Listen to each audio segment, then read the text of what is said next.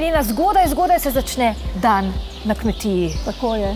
Že kar zjutraj ob 5 je treba vstati, da se postori vse lahko, da se pravi čas krave nakrmijo, da se jim počisti, da se pravi čas tudi mleko pomolze, da je pravi čas odvoz.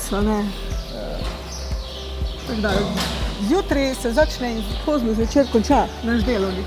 In to je prava družinska kmetija, več generacij se pri vas že ukvarja s prirejo mleka. Ja, že moj dedek se je ukvarjal s prirejo mleka, oče, no zdaj tudi midva z možem nadaljujemo, pa tudi, kot kaže, se bo sin nadaljeval.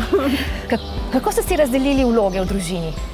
Kdo počne kaj? Ja, najprej z možem imamo bolj skrb za možo, sin ima skrb za pripravo krme, pa za hranjenje telet. Moža je zelo pomemben dejavnik na kmetiji, saj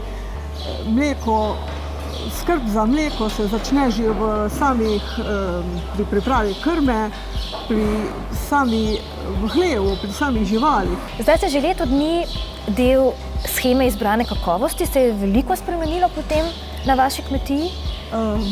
Toliko veliko ne, ampak skrb za higieno mleka smo že posvečali prej, ker to ne moreš kar tako, vse skozi moraš imeti skrb.